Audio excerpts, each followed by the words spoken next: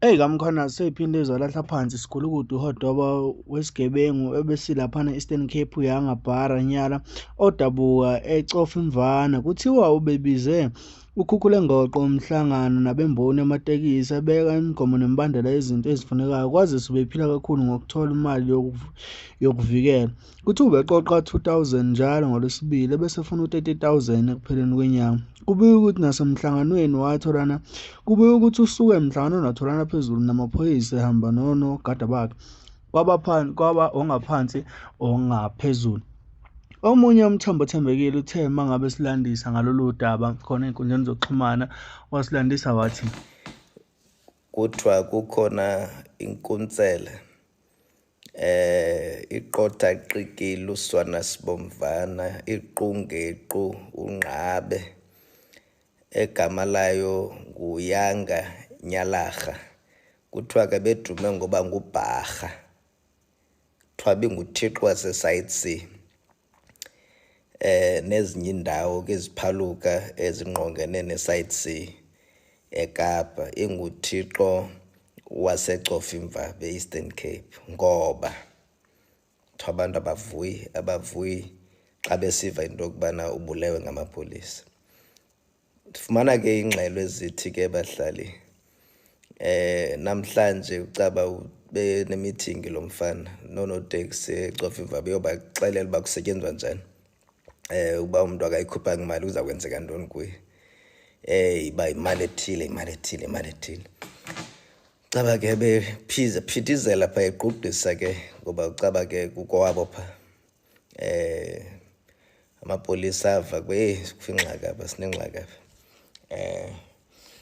sinengxaki apha ndikhane ndizama ukuncedisa ndiyabona ukuba beyogrogrisa namapolisa kuthiwa kwenye igema wakwangena epolice station phaa ecofa imvaba wabaqaqanisela amapolisa uba kufuneka kusetyenzwe ngolu hlobo.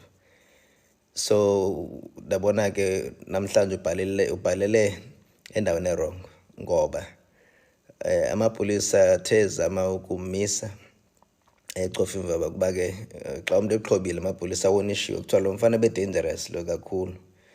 So bengonqeni ukubulala amapolisa ammisa waphuncuka akafuna uma amapolisa acela i-backup caba leqisa ke lo mfana ndiyazi uba beleqa phi bebaleka kodwa ufunyenwe ngasegcuwa kundabakazi kweza siphaluka sipha ngqamakhwe gcuwa badibena naye phaa thatha amapolisa xa emisa ihamba noobhululu bakhe kuthiwa xa bebonke bebebathandathu caba izitshephu endaweni bazimise zathulula imbumbulu zifuna ukubulala amapolisa. Funga uThixo kule igame. Uyabona uThixo xa ngaba abantu befuna uthatha amapolisa funa uthatha ubomi bamapolisa yile nto sithi bahlali isigobo sentambo yeyona nto ibalulekileyo. Xa bekwazi ukufuna uthatha ubomi bamapolisa iyasixelela loo nto yobana asinamthetho. Amapolisa bathathe immediately atsho abanyusa abasakoyisemkhulu njengoba sithetha nje ngokuthiwa banabeluqaqaqa because they see no law ababoni mntu. Asebenzile amapolisa e-Eastern Cape asumbulela ucommissioner neteam yakhe. This is something else. Bahlali, you must know ACC xa kuthe kwathathwa izinja zathathwa zagutyiselwa engcwabeni i-ACC yavuya bahlali. I-ACC yavuya and you must know into yoba thina siyi-ACC asicengi yolalaphi na.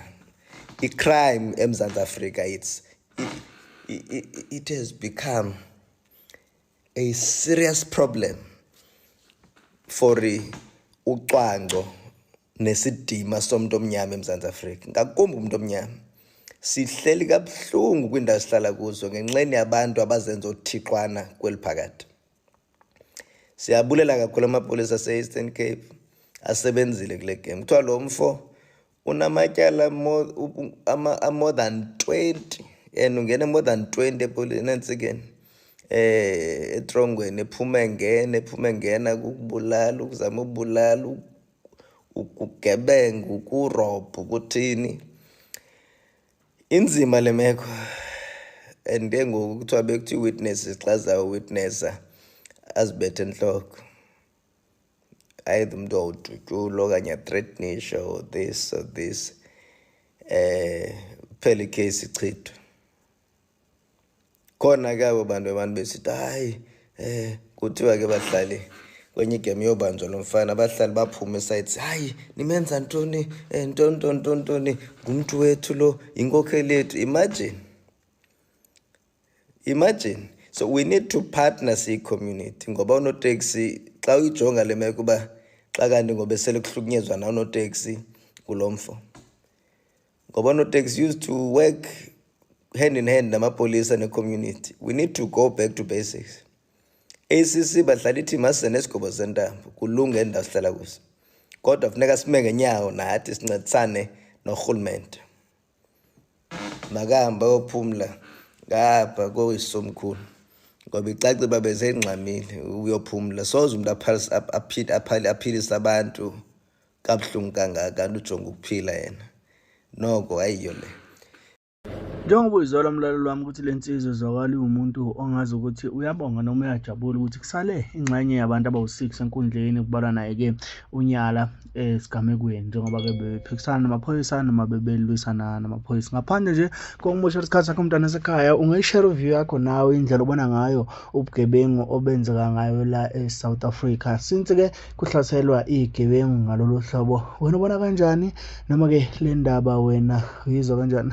Mina nawe asihlangane kwi-comment section ngizuvo lakho mayelana nalolu daba ngoba cha ayibafethu ubugebengu sebudlangile njengoba budlangile nje abanye baye bethi ukushoda kwamatoho kodwa-ke bese ubuye ubuke ukuthi hawu amatoho noma kungathiwa ayashoda kodwa-ke abanye abantu ubugebengu bakwenza ngenhloso noma-ke bakwenza ngoba bekuqondile ukuthi kufanele bekwenze. Lokho kugcina kwenza ukuthi ungabe usathola ukuthi kahle kahle ukwenza ngoba ulambile noma ukwenza ngoba nakho inhloso yakho ukuhlukumeza abantu. Mntwana sekhaya, mina nawe hlala lapha na-comment section ngizovuka lakho mayelana nodaba ungaze kuthiwa sengithe. Phinde ngibambe kwividiyo landela, ungakhohlwa ukusubscribe, ushare, wenze sure ukuthi uyalike uze njalo uma sekufala amavidiyo kube wena oqala uthola notification. Ingane zakwethu kodwa-ke sifisa ukuthi sithi dudu emndenini elahlekelwa ngoba-ke phela akekho umuntu osuke ethumile noma-ke amalungu omndeni mhlawumbe asuke kujabulela lokhu okusuke kwenziwa yilowo muntu ngaleso sikhathi. Imindeni elahlekelwe siyafisa ukuthi sithi dudu siphinde futhi sisho ukuthi cha lwehleli lungehlanga kodwa-ke